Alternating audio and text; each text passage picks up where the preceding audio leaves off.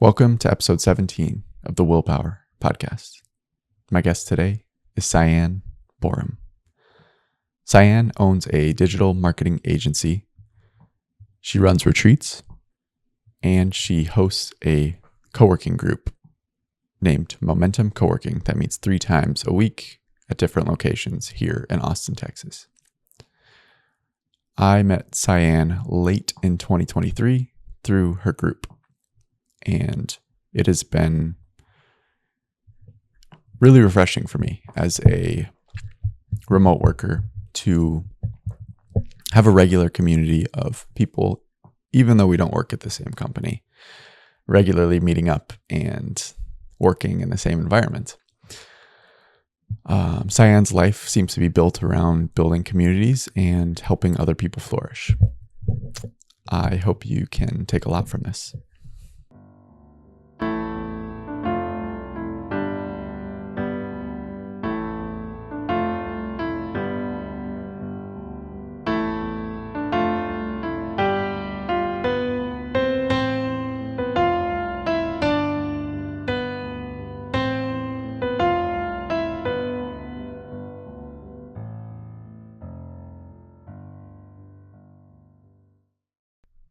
What is Momentum Coworking?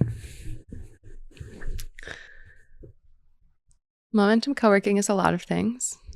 It is a community where remote workers and entrepreneurs get together to hold each other accountable to being productive and to taking breaks to address their human needs like walking and hydrating and socializing, things that we forget to do when we are stressed out, when we feel in a scarcity mentality, like we need to get so much work done and there's only so much time and only so much energy. So it's really like a place to remind people that they can have it all. They can be productive and also be human. Yeah. So I started coming to it like late last year, late 2023. But I know it started long before that. So I'm curious what was it like to start? Why did you start it? Yeah. Why did you start coming, or how did you find us? I found it because, do you remember that, what was it called? Sunday service that Ellie Rome runs? Yeah. You led it one time. Oh, really? And then you mentioned it at the end. And then there was also like you and I met at VUCA and our dogs would bark at each other. Yeah. Do you remember that? Yes. Okay. And so I knew who you were already. Gotcha. And I had like heard about your group from someone else. And then that time you mentioned it. And then I was like, okay, let me try this out. Interesting. Yeah, that being involved in Sunday service and comfort zone was really the impetus to Momentum Monday to begin with. Mm-hmm.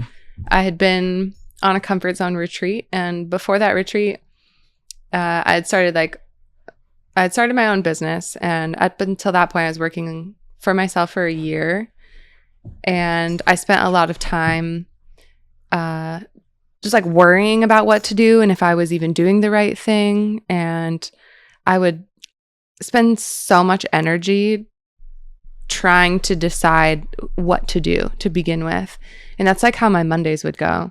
So my week wouldn't really start until Tuesday, and it felt like I was starting my week at a deficit. And that just felt like really discouraging. Like I always felt behind. And I never felt like I had people to help me see if like what I was doing was valuable. I felt really siloed, and that caused me like so much anxiety. And on Sundays, like I would hate starting the week, which is why my Mondays would suck too. So I had been in that cycle for like a year, and then I went on a comfort zone retreat where I was like, I have nothing to lose. I'm pretty good at camping. I'll go help with these people. And while I was there, I realized, oh, community is what I'm missing, because being on that retreat and helping other people and being somebody who like knows something about camping, and I was able to like help nurture that experience to be optimized for the guests who are there made me realize like, okay, I need more of this. I need to like feel knowledgeable and important, and I need to be around other people, like serving them in some way. So the week that I got back from that retreat, I just put out a text and was like, hey, does anyone want to meet me to co-work at a coffee shop? And like 6 people came, and I wasn't really thinking long term at that point. I just knew that I needed people and I needed accountability. And then literally from that day, I've never not done it. There's never been a week without momentum since that day. And at first, it was just like a bunch of my friends or like a couple of random people who would come, and there wasn't really any structure to it. We were just working. And then I started seeing like opportunities to make the experience better, more of what I was looking for, which is like more productive. That's when I found the Pomodoro method. So at some point I included Pomodoro, and then Alex, the breathwork coach, started coming, and he, asked if he could like lead breathwork in the morning. So that's how like the drop-ins became a thing. And so the structure of it kind of like unfolded itself.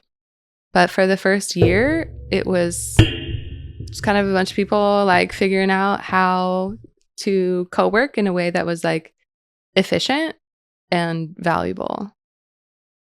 What do you think your biggest takeaways in terms of like productivity and work-life balance have been?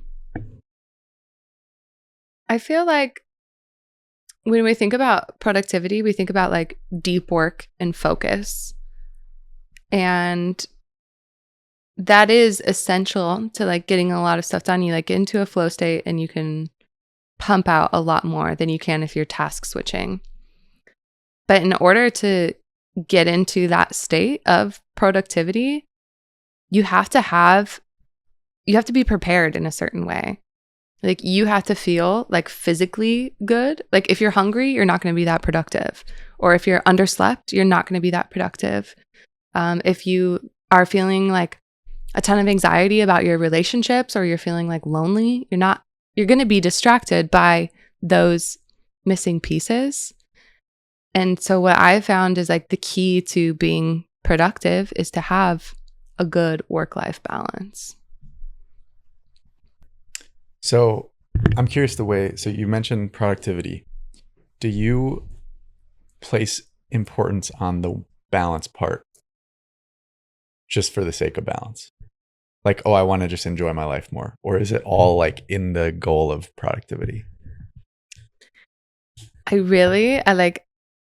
going to hate this answer, but it's about productivity for me. Like, it's easy to go enjoy life. Everybody knows how to do that. Like, go eat a fun dinner, go to a concert. Like, there's easy ways to enjoy life. The hard thing is learning how to enjoy work. And that's why productivity is so important, because it's like if you can feel like you're being productive, you're going to feel a sense of achievement. And that makes work enjoyable. So yeah, it's not so much about like the work-life balance as it is like figuring out how to work so that you can then enjoy work, and then by proxy life. Okay. And it's the achievement of work. Is that the thing that you are driven by? Or what? Do you have like a mission statement? Like, do you have like a life goal of something that you're working towards? Yeah, I think in general, the feeling that I think the most about, and like the word that is the most resonant and like a good compass for me, my North Star, is inspiration. Some people call that God. Some people call it love or life force energy. For me, like the thing that makes life worth living is to feel inspired, to feel like compelled to do something. It is like the creative outlet. It's like you're not forcing yourself to do something. You want to because something is calling you to do that. And I think like that is the best feeling in the world. And so that's how, I guess that's like my compass with my work is like, if I feel inspired to do this, then it's worthy of being my full-time profession where I spend a third of my life. But if I don't feel that, it's like, what, I'm going to spend a third of my life feeling dead inside? Like, no. Yeah. Yeah, I think the community aspect also really feeds into that. Like being around people just opens up opportunities to be inspired. Totally. And I've noticed that through doing this podcast. Like there are some episodes where I just come away like so fired up and I'm like, I'm going to sign up for this thing. I'm going to, like yesterday I just went for a run right afterward because I was like, I want to run. Like the guest was talking about running. And then I was like, that sounds great. Yeah. See, and that is like, isn't that like the same as life force energy? Like, yeah, I don't know what it is. It gives you life. Yeah. Yeah. Yeah. So, okay. So you are just in constant pursuit of that. Totally. Okay. And then the actual work or, production creation is just it's almost just like an output of that, of chasing that. Yeah. I think the best byproducts are things that come as a result of feeling inspired. I mean, that's how Momentum came to begin with. Like, I felt inspired to cultivate community and hold myself accountable to work. And now it's become this entity in and of itself that serves people with or without me. This summer I tried to cancel it and it wasn't happening. I didn't let you. Yeah. No. I know a few other people didn't either. Yeah. So the fact that I was inspired to create this, it's like legitimately giving birth to something, like bringing something from the realm of idea and imagination, earth side, and then it becoming its own living entity that tends to itself. Other people tend to it. And it's like the most rewarding thing that has come from my work. And it came straight out of being inspired. Yeah. So I'm reading this book, about the E-Myth. Have you read that? No. Okay. So it's about like different stages of a business. Okay. And the idea is that like to create a business, you don't want to become basically like a necessary piece of it, right? You want to be able to step away and have it still function on its own. Have you been able to find that? And so first, it sounds like that has happened with Momentum. Do you feel like with your own business, it has found that? With my marketing agency? Yeah. No. I'm definitely an essential cog in the machine of the marketing agency. Not for a lack of effort, though. But I think being a cog in the machine is essential to being able to get outside of the business, because I have to know exactly how it works in order to tell other people how to work it. Mm-hmm. And at this point, I'm just like comfortable enough being in it. But yeah, the goal ultimately is to be outside of it and allow it to run itself. Yeah. So it is still a job, it sounds like. Mm-hmm. But you have long-term plans to be able to at least step away. I've been through phases with it. Like there have been points where like I didn't work for 6 months because it was running itself. And then I lost a lot of money. So I had to get back into it. Yeah. Okay. So how do you maintain discipline in these things, whether it be keeping momentum going or, continuing to work on your business? Yeah. People ask me a lot about discipline. Like people perceive me as a very disciplined person. I personally don't think of myself that way. And I hate to be trite, but I feel like I'm more of an inspired person. And I think maybe they're the same in a way. Like if you are so inspired that you are doing things that you love, then it's easy and it comes naturally. and it looks like discipline, because everything in my day is something that I enjoy doing. So I'm going to show up for it because it's fun. And because I consistently show up for it, it looks like I'm very disciplined. So I think maybe to answer your question, like, how do I stay disciplined about these things? Maybe it first comes with curating a daily agenda, or like a life program from a place of inspiration, of joy. Like, if you're doing things that you like, it's going to be easy to stick with them. Mm-hmm. Even like, you know, okay, to be fair, there are some days I don't want to go to Momentum. Either like, honestly, it just usually happens because I don't feel good. I'm like sick or something. But there are other things to love about it. Like, I can be sick and not very productive and still enjoy the community, still enjoy getting outside of my house, still enjoy at least the act of opening my laptop and feeling like I'm trying. Like, it's so much less about what I accomplish and so much more about the effort that I put in. So I think in that way, like, maybe discipline's about finding different things to enjoy about what it is you're showing up for. Does that make sense? Yeah. Okay, what do you think about this? So the inspiration versus discipline. I think inspiration is it's like you hook on to the good things. Mm-hmm. And discipline is you don't hook on to the bad things. What's like an example? So you wake up early and your brain is like, don't get up. I don't want to go for a run. I want to go back to bed. And discipline is like, I'm not going to listen to that.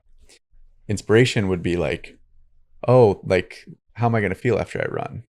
You know, what's it going to be like when I actually get out there, and kind of seeing the positive side. Yeah.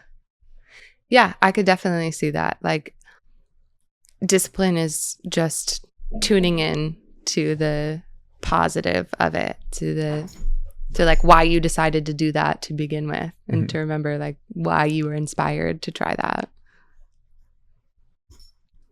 Yeah. Okay, let's talk about fitness. So we did a triathlon. Yeah, we together. did. What does fitness mean to you? I'm just laughing because at the end I was like, are you gonna go party now? And you're like, no, I'm gonna go sleep. Yeah, that was a rough day. We crushed it though. We were like committed for 8 weeks?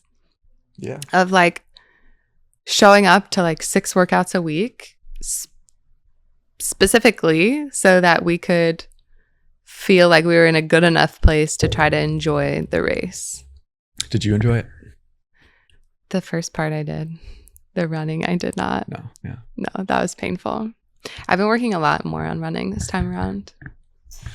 What was your question? What fitness means to you? Well, I think like on an existential level, like worthiness. And it's funny, like I come back to this a lot. Like, I think that if I am a good person in general, like somebody who is nice to other people, who tries hard, and who is like healthy and takes care of themselves, that everything else should work out for me. Mm-hmm. But then I see people who make 10 times as much money as I do, and they treat other people like shit, and they treat their bodies like shit. So that totally ruins my theory. Does it? Well, because what's the actual end goal? Is it money? It's safety.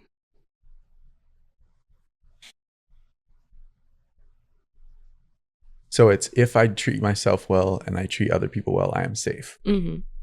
I could see how those people are not safe if they're unhealthy. Like, you're inherently not safe. Like, you have a higher risk of being injured or dying. That's a good way of looking at it. But I would also say, if they're treating people like shit, how happy do you think they really are? Yeah, and that's probably not securing their safety either, especially like in a social group. Yeah, I don't think so. Yeah. Well, thank you for that reframe.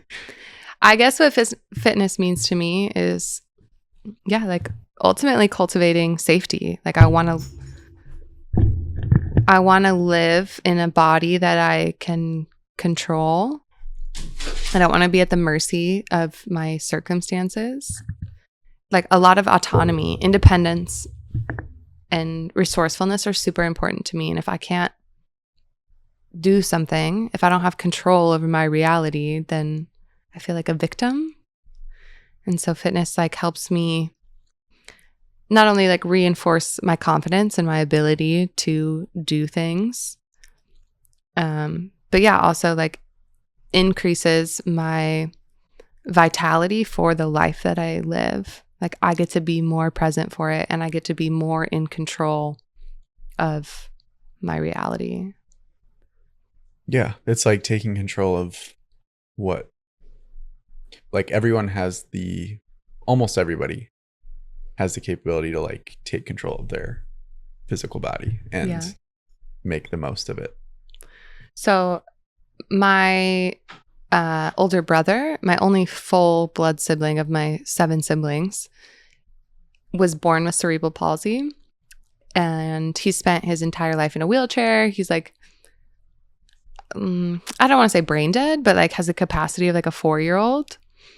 Then like obviously can't walk, can't see. So he'll never be able to be fully in control of his reality. Even if he thinks that he is, like he still is limited by his physical disability. And when I was younger, my mom would like always be working out. She would always make us go on walks with her, or she'd always be doing those like fitness videos. And no matter what, she included my brother, who is disabled. And so it just showed me like the importance of taking care of your body. And I think seeing so close and personal what it's like to not have control of your body and to be at the mercy of other people. Like he can't feed himself. He can't go walk himself somewhere. Like just made it really clear for me how lucky I am to have the capacity to influence my surroundings, and something like I'll never take for granted. So yeah, like, do I need to be able to run 6 miles? No, but the fact that I can, and if I had to, I am able to, I really appreciate, and I see how that translates into other parts of life. Yeah, what role does gratitude play in your life? It's the thing that keeps me from spiraling.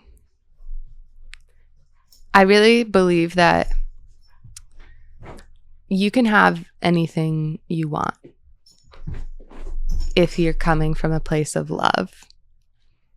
And it might not happen the way you want it to, but the feeling that you're trying to achieve is possible if you are coming from like a place of abundance and positivity and love. And I think the quickest way to drop into that is to be grateful. And then it's like training your cognitive bias, which I talk a lot about at Momentum, to recognize opportunities for abundance and wealth and joy. So as long as you're like exercising that gratitude muscle, you're telling your brain like, hey, good things exist everywhere. Keep an eye out for good things.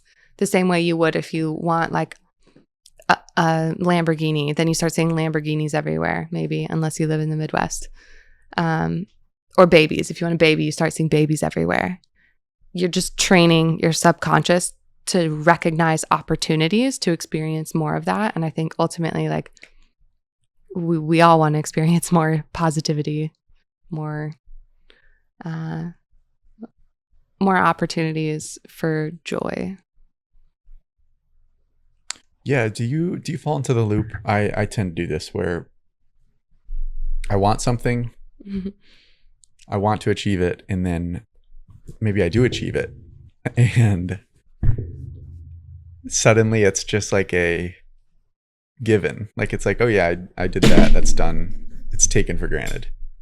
Do you fall into that ever? What's an example? Like, say I've never run a marathon before, and I am not sure if I can. I'm super excited to try it.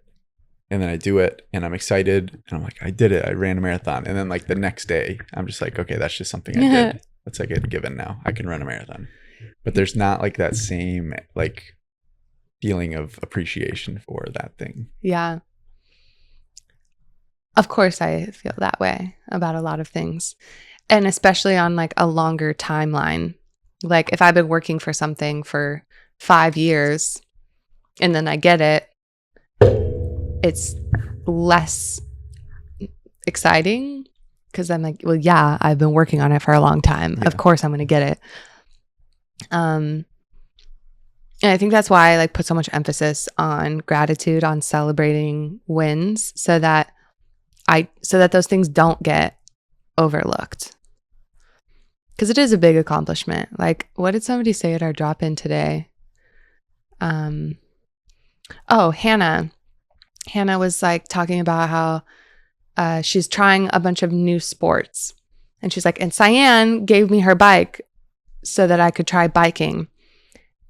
And it never registered to me as something that I get to celebrate, that I was generous to somebody and that I made that gave somebody else a reason to celebrate. Mm-hmm.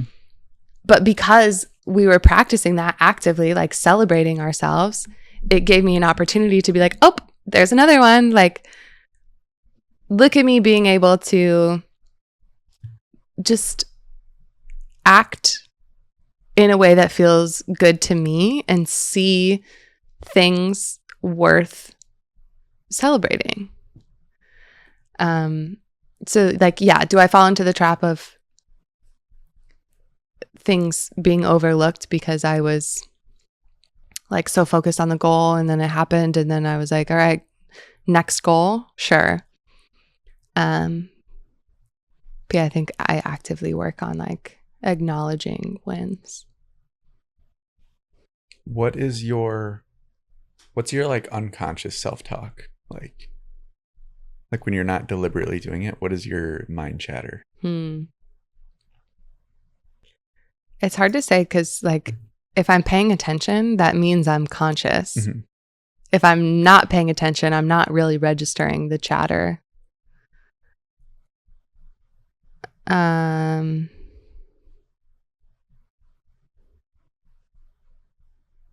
like trying really hard to answer this.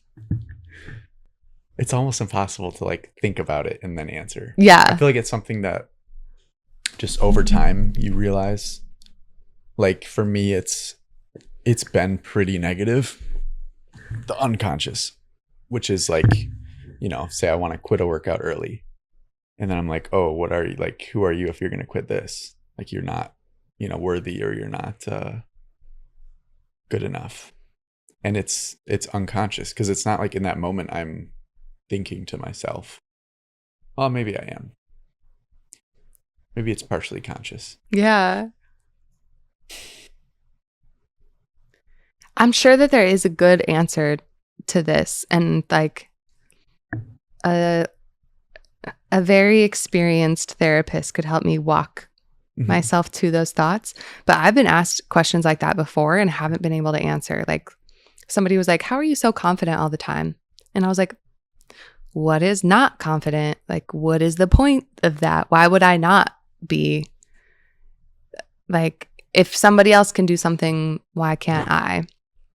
So I think I have this like weird habit of not even being able to register negative thoughts. I just like bypass them so quickly. And there's probably something weird to that, like a defense mechanism or like, I don't know, if I knew, I would tell you, but I also think I just have this like delusional confidence about everything. And maybe, I mean, I'm sure that serves me, but it would also be nice to know like, okay, what negative thoughts are going on behind the scenes that I don't pay attention to? Yeah, I do. I have noticed that you have that. You have this like unwavering belief that like it's almost like you can just do anything that you set your mind to. Yeah. Do you agree with that? Yeah. Okay. Yeah, because that's, and I don't have that. I wish I did, but what don't you have that in? Like, what's an example? plenty of things, honestly. I think this past year I have kind of developed, like I've realized that I can be a leader and that I can actually like make things happen on my own. I did not have that before. Like I was under this belief that like I had to go along with other things. Like I had to work a job at a company. I went to school and did what other people did. And I just like played the games of other people and just played them as well as I could. And so it wasn't until this past year that I've actually been like, oh, I can start something. I've never really like made money outside of a job. So I don't even believe like, yes, I can think about it and be like, yes, I could start a business and make money. But like emotionally, that belief is not there. I don't believe that I could do that. That like there's a way to make money outside of working a job. Yeah. So yeah, I'm more of like, I don't believe something is possible until I experience that thing happen. Yeah. And up until then, I'm like, I don't really think that's going to happen. What do you think changed for you this year that you realized like you are more capable of leadership than you thought? I just like got pushed into not pushed in, but like I got the opportunity to practice leadership and lead a group. And like, again, it was like the fact that I got to do it and see that I could do it before I believed it. Yeah, that makes sense. I guess now that you say like something that does come up for me, like something that is a limit I put on myself is like, I had a session with my coach the other day and she was like, what if your yearly income could be your monthly income? And I was like, if it were that easy, I would do it. And then the chatter is like, nobody understands. Like, this is so much harder than anybody could understand. That is so unrealistic. It would take so much time. I don't even want to think about that. So maybe that's where this like bypassing and delusional confidence comes in, is because if there's something that I don't think I'm capable of, it just doesn't register. And so I just pretend like, nope, everything that I want, I am capable of. And I'm not taking into account the things that I don't feel capable of. Like they just don't pop up on the radar. Right. So they like don't count, but they're there for sure. That's such a good point. And I think it speaks to many different like personality traits that we think we have or that other people think we have, which is like, yes, I'm confident sometimes. Like maybe when you see me, I'm confident, but then there's this whole other range of areas where I'm not confident. And you are just picking out like specific times. And I think almost everybody, you always fall on some level of a spectrum. It's like you're this much confident. It's not you're 100% or you're 0%. Yeah. It's just like sometimes you are, sometimes you're not. Yeah, I guess maybe I'm really good at like cherry picking what I pay attention to. Like the only thoughts I register or like ruminate on are the ones where I do feel confident. That's not to say that there aren't other ones that happen. I just like pretend they don't exist. Yeah. Because yeah, like anything that you want and are excited about and working towards, obviously there is some sort of confidence there, like you were saying. Like it might not be 100%, but like you have a certain level of it. So have you always been this way, or was there like a time where you were, you know, more noticeably unconfident?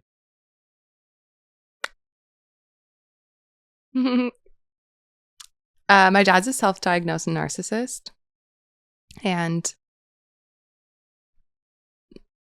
having a brother with special needs, like I always had to take care of us. And so I think like my dad's narcissism was sort of implanted in me, or like I got to take on that identity in order to like care for myself and my brother, because we were like alone together a lot. Like our parents were divorced, so it was just like me and him in a lot of situations. And so I grew up like really fast, and I had to be confident in order to like ensure both of our safety.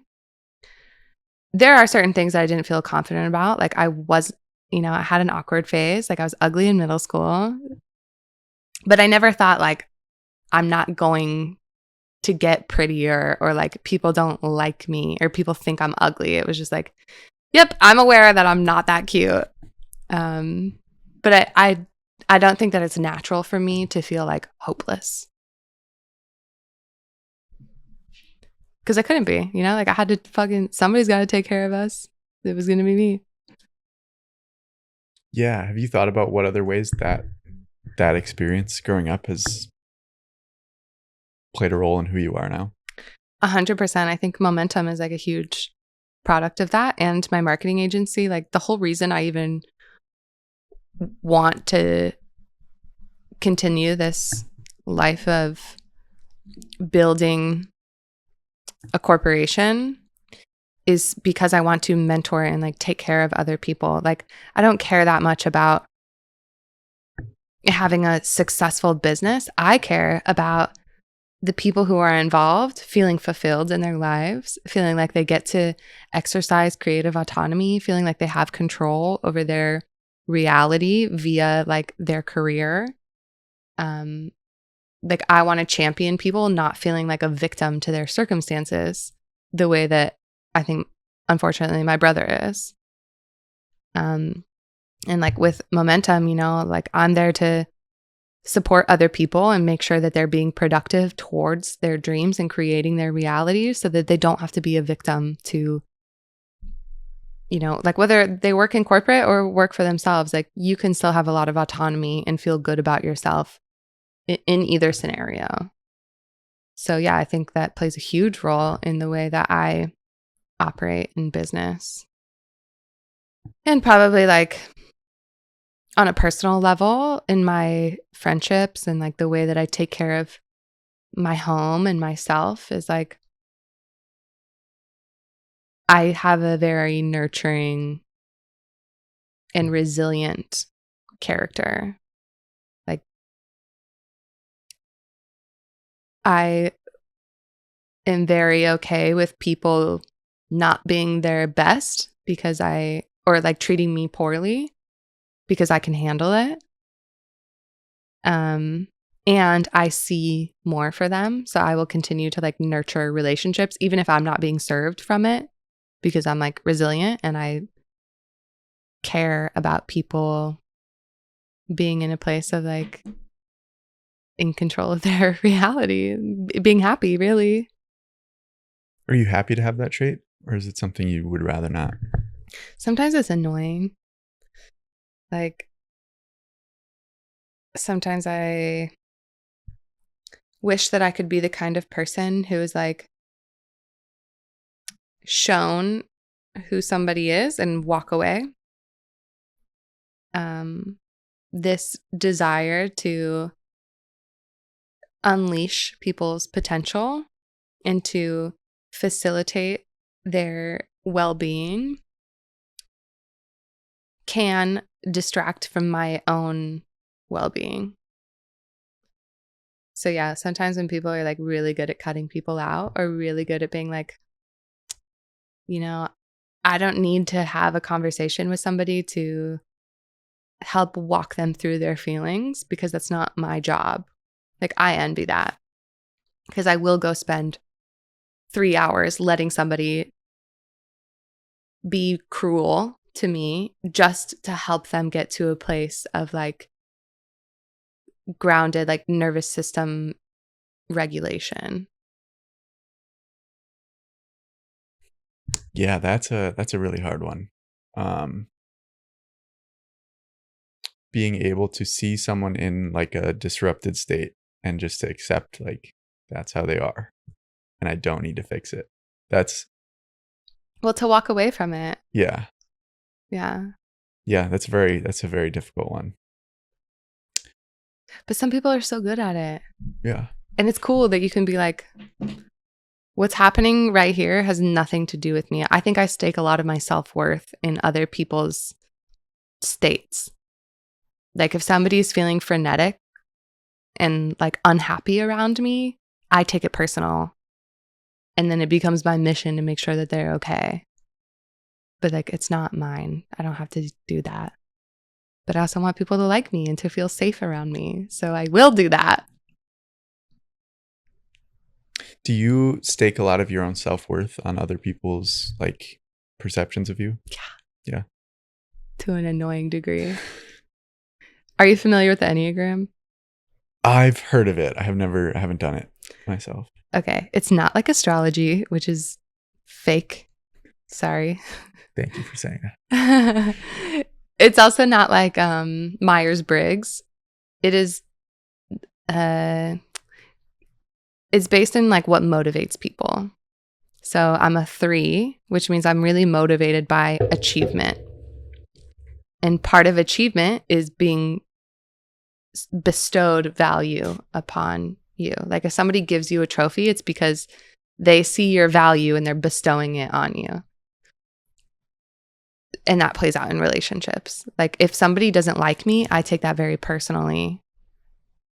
And so it's like, I feel really compelled to show that person why I'm valuable. And I want your friendship trophy. Yeah. Yeah, that is so interesting. So a 3, what are the other ones? Do you know? I know, like, is there like ways you get along with different numbers? Yeah, for sure. Like 2s are not for me. I think 2s and 4s. I mean, don't quote me on this, but like one of them is very concerned with other people's feelings for those other people's sake. And now that I'm saying this out loud, it sounds contradictory, but like, I don't need to take care of other people. I feel like everybody is responsible for their own life until it's about me. And that's when I'm like, and that's probably why I don't like 2s, because the thing that I don't like in myself is that I feel the need to earn people's approval. And that's very much what 2s are, is like, they just caretake everybody. They don't take care of themselves. They're like, they derive all of their self-worth on taking care of others. Mm-hmm. Whereas I derive my self-worth on being somebody that is sparkly enough for other people to appreciate. So like I take a lot of care of myself in order to win that trophy from other people. Like, oh, you're cool. Oh, I like you. I feel good around you. Does that make sense? Yeah.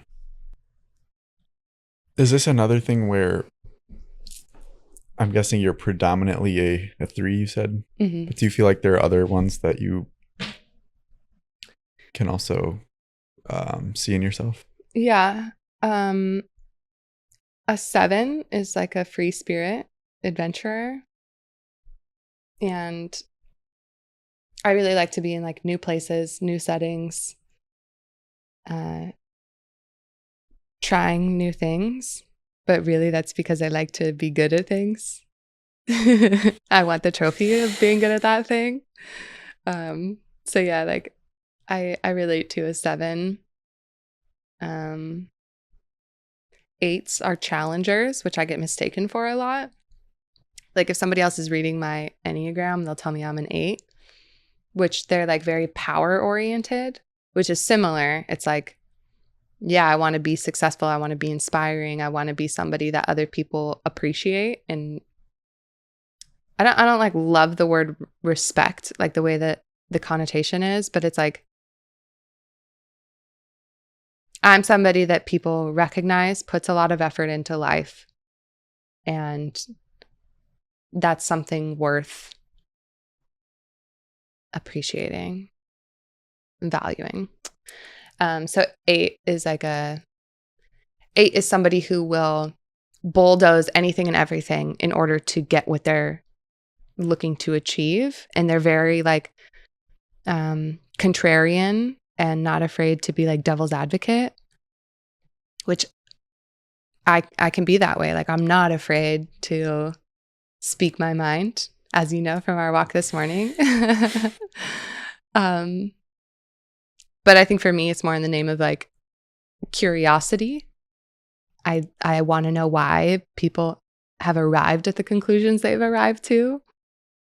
Like, why do you think you're so entitled to this perspective? Aren't you curious about other perspectives? So I think that can be seen as like being a challenger or being like power hungry, but really it's like a curiosity thing. So you have built this community at Momentum Monday, or Momentum Coworking. How do you like, because you can't really, it's a very open community. You can't exactly pick who comes, but how do you like decide who's around you? Like good friends or people you spend the majority of your time with? I really think it's like an energy thing. Like I will give somebody as much of my time as I feel like I am enjoying or like getting value out of our relationship, our dynamic, like whatever we're talking about. And if I'm giving somebody a lot of my time, like especially at Momentum Monday, it's like, oh, I'm interested in what you're talking about. I feel like you are appreciating my curiosity. And this dynamic that we have is like fluid and respectful. And it's clear that through this conversation, like we have similar values. So like the longer I entertain an interaction with somebody, it's directly equivalent to like how deep my relationship with that person is. Whereas like a lot of people are good at just talking to people just to talk. And like if I'm not that into somebody, I won't talk to them that much. I'm obviously nice to everyone. And I feel like I'm outing myself right now. But yeah, if I give you my time, that's a clear indication of like how close you can consider yourself to me. Yeah. Does that answer your question? Yeah. So it's a feeling. It's like if you are curious about someone, you find the interactions interesting, then you will give more of your time to them, which also signifies the depth of the relationship. But also there's some people that like we don't need to talk a lot in order to feel close. Those are some of my favorite relationships. Like one of my best friends, when we're together, we like barely talk, but like she's one of my closest people. But I guess I do like go out of my way to like spend time with her. So yeah, that's an interesting question. I'm always impressed by people who can talk to somebody for like 45 minutes that they're not like close with. Like I don't really have the patience to be engaging in something for that long if I'm not getting something out of it.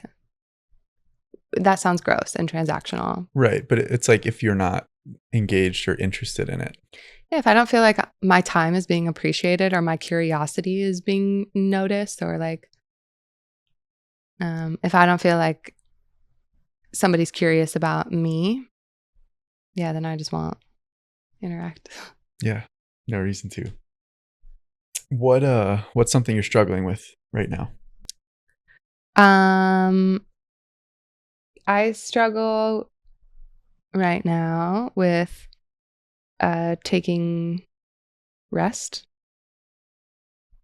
And I know that sounds lame and like a privileged problem. Like, oh, look at you. You're so productive that like you struggle to take it easy. Meanwhile, like I think a lot of people are plagued by lethargy. or like a lack of inspiration. But it's a struggle for me because I think a lot of it is tied up in my self-worth. So like me going above and beyond in something like training for a triathlon or putting together retreats or like showing up for my business is very admirable until I burn out, and then nobody feels bad for me. And they're like, "Oh, you did this to yourself. Like you push too hard, you do too much.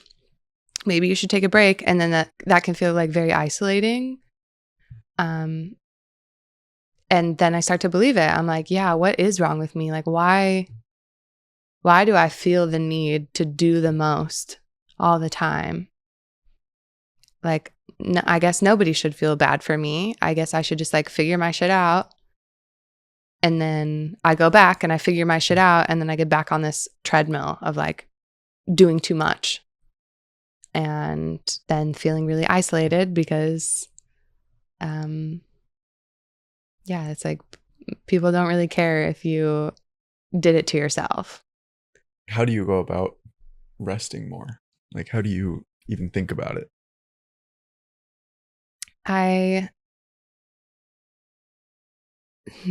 It's hard. When you enjoy the things that you're doing, you don't want to take time away from that. Mm-hmm. So I'm like, why would I stop doing the things that I like doing in order to do something that I don't like doing, which is resting? So I think I'm still figuring this out.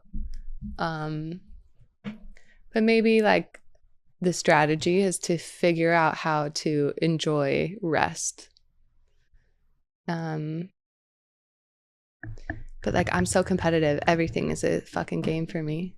I'm like, okay, how do I be the best at rest? I'll go sauna for 45 minutes. Then it's like, it's not even resting anymore. Like now I'm turning that into a fucking competition too. So I don't have an answer. I wish I did. I sleep a lot, like 10 hours a night. Really? Yeah. Okay, I know you get up really early. So Mm-hmm. do you go to bed just very early? Yeah. Like what time? Like 8:30. 8:30. And I wake up at like 5:30. Okay. How many hours is that? It's 9. Okay. Yeah. That's pretty good. Do you feel like you get good sleep? Oh yeah, I'm like a really good sleeper. Look at me turning it into a competition. I'm the best sleeper. Do you track it at all? I used to have a Whoop, and I would consistently be like 95% sleep. Yeah, I'm working on mine.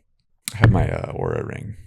How do you It's been rest proactively? Or is that not an issue for you? right now it's not, because I'm not doing as much as I have in the past.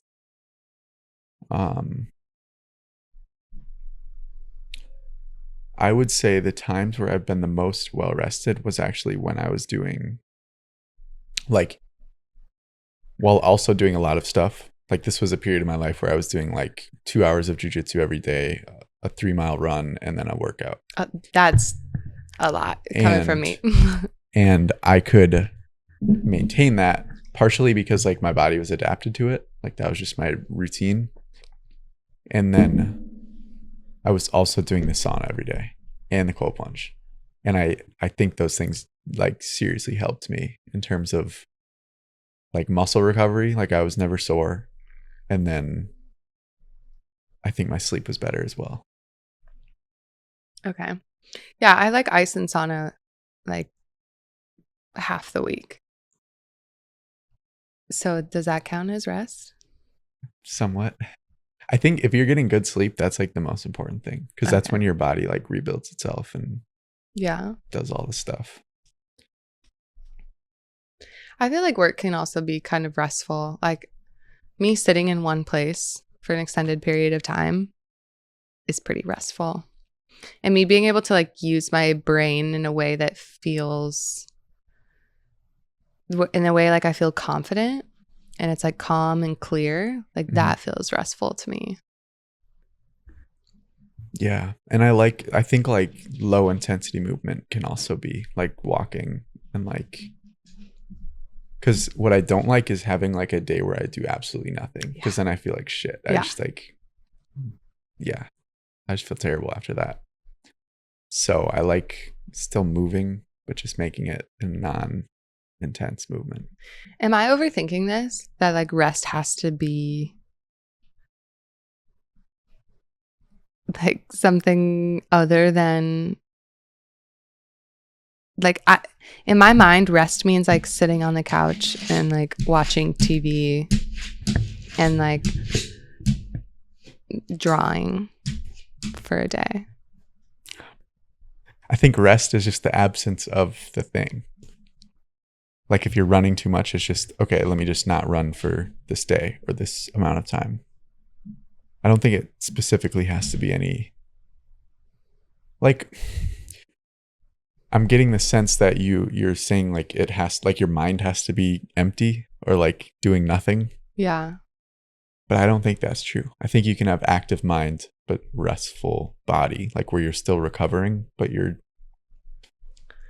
still being active with your mind. Yeah. Well, in that case, like I read and journal for like an hour every day. And that feels really nourishing. Like I don't function well without that. Sometimes if I forget my journal or my book, which is rare, but I feel like very tense and like I haven't rested. Okay, thank you. I guess I do rest a little. Honestly, I think there's some truth to that, of like the physical effects of like relaxation, of like if you are anxious or like your mind is wrapped up in things, there is like a physical tightness. And so I think that doing stuff like that can actually like unravel you and just let you relax and rest. It feels so good. Even talking about it makes me feel peaceful. What is your journaling practice like? More delusion. Delusion? Yeah. I was telling my friend the other day, like if somebody read my journal, they'd be really confused as to like what was real and what is like me trying to manifest something. Because I write everything as if. But my journal practice is a good paragraph of like what's going on in that moment. And then what mantras are relevant to me, like what I'm working on. And then usually like that's when I go into that like delusional gratitude, like writing as if all these things have already happened.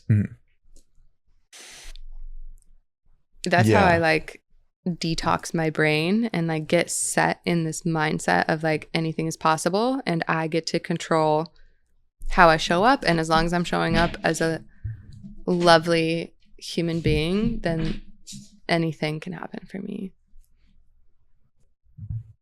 Yeah, I do a few different types of journaling, and recently the one is doing like a more daily one where it's more focused, because some like before bed I will just write, like I'll just write a full page of just whatever the fuck is on my mind, whatever I want to talk about that day. And it's not like directed, and the only rule is like I just have to finish the page. But then I do a morning one now that I just started, which is more of like a, who do I want to be today? What do I want to show up as? Yeah. And that feels like very inspiring to me, because now I'm like tapping into that thought of like almost creativity of like who, like I get to choose how this day goes. Yeah. Who do I want to be? And like curating that cognitive bias of like, oh, that's right, I said that I wanted to be patient and kind today. Yeah. Do you believe in God?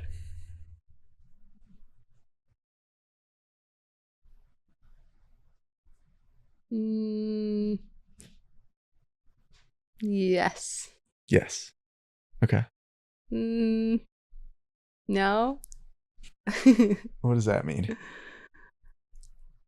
Uh,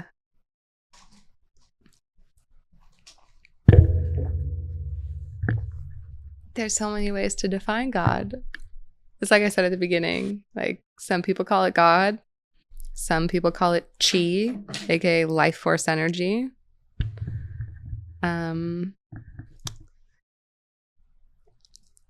I believe in metaphysics. And that everything is connected and energy matters. And I believe in parallel universes, like infinity. Anything and everything is possible and is happening at all times. And you can choose which reality to live in. So in that way, like I think we are God. Each individual is God.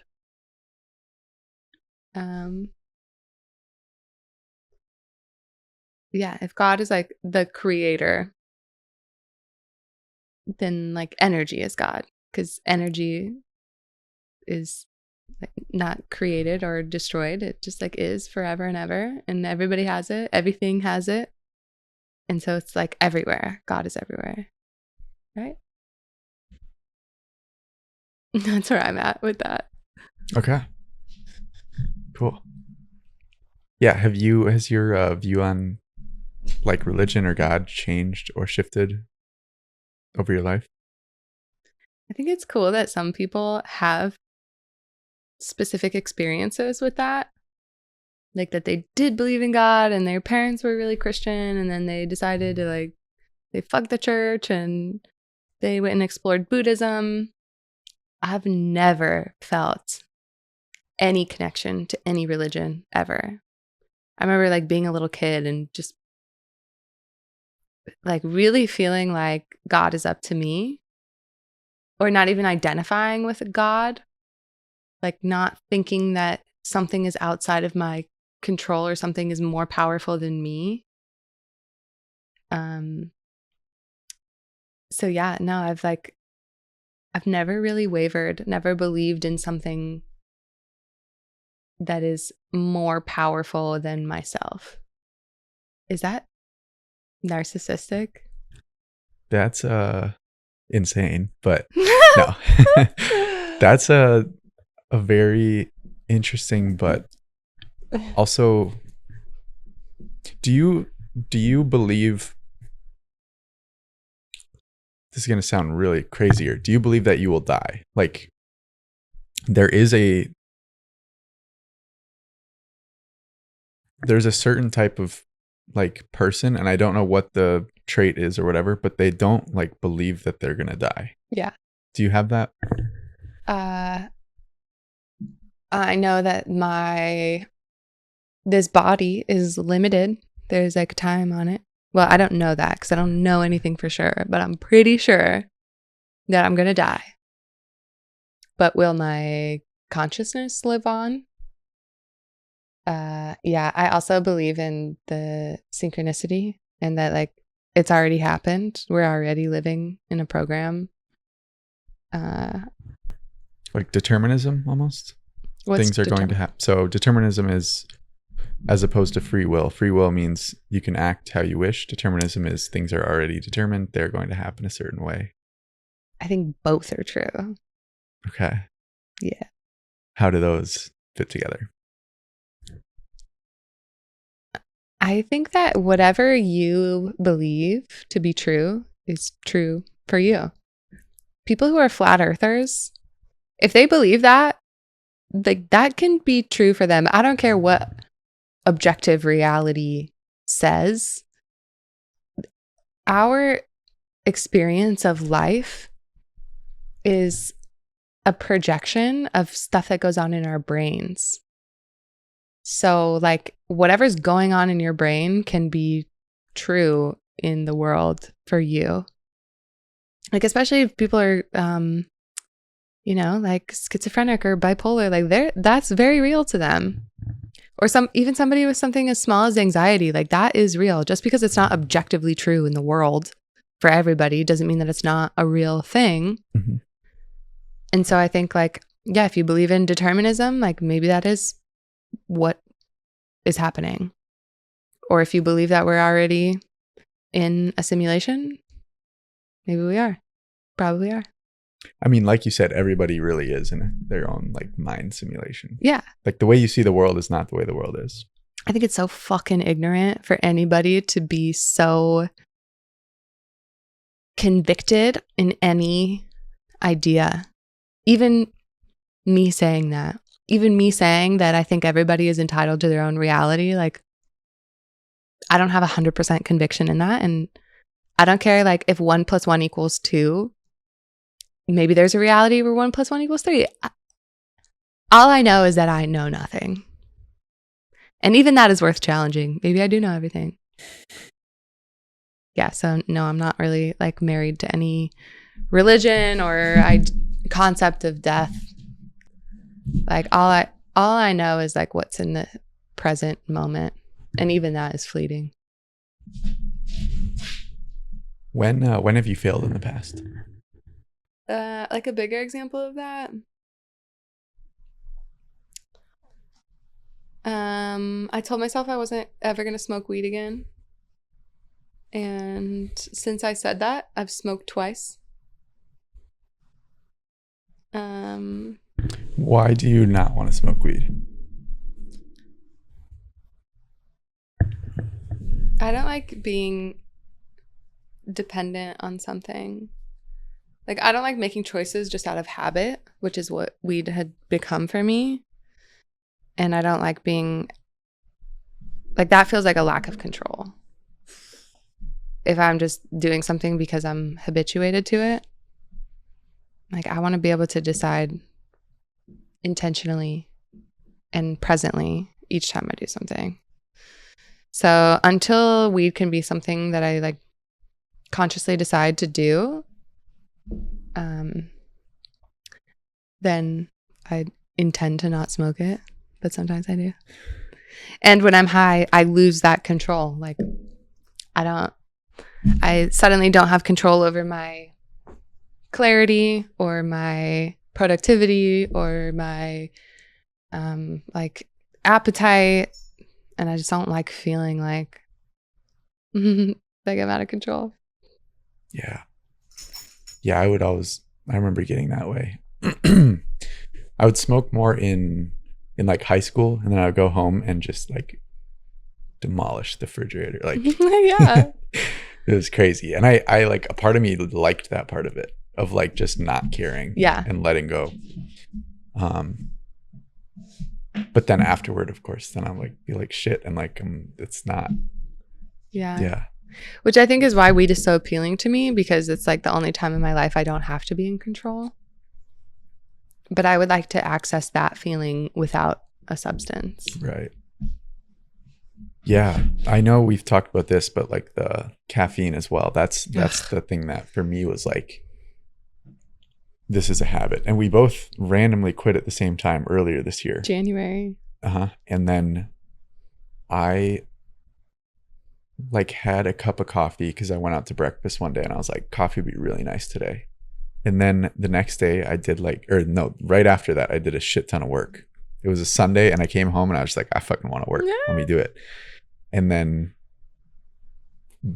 just had coffee every single day after that until like 2 weeks ago. And it was a habit. It was like a thing of like, do I want to work today? Okay, then I should probably have coffee. Yeah. And don't you wish that you could work without needing coffee? Exactly. Where do we draw the line though? Like, I'm sure you want to be able to run without shoes, but shoes make it easier.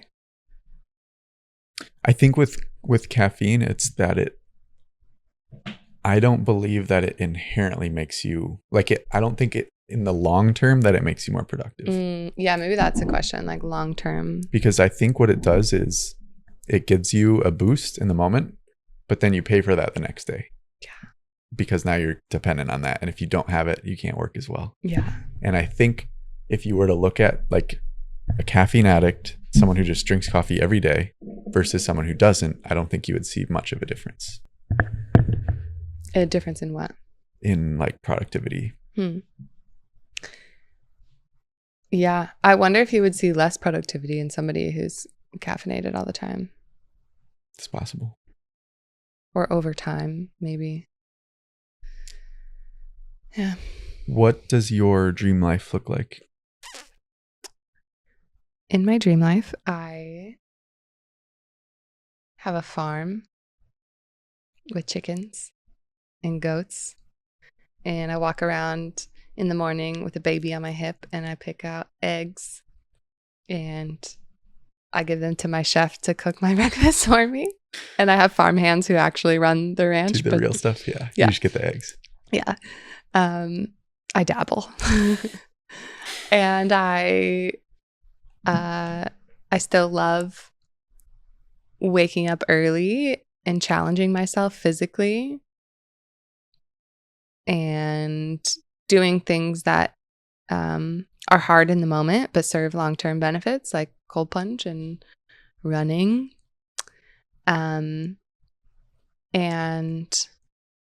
I'm in love with somebody who appreciates me and is honored to receive my love.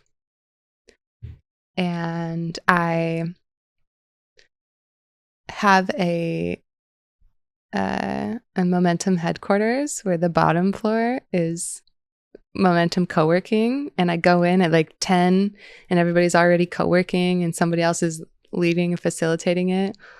And I like go upstairs to my marketing agency headquarters and all of my employees are there and each one has like a vision board of like 4 clients and each of their clients like what the goals are, and it's just a bunch of girls who are like happy and excited about their careers, and that makes me excited. And I spend like some hours co-working with everybody downstairs, and I like eat my lunch in nature, maybe like with a friend or somebody I'm trying to get to know. And at night I go maybe like on a dinner date with my husband, and I get to dress cute and feel important. Maybe that's at like a conference or like a seminar or like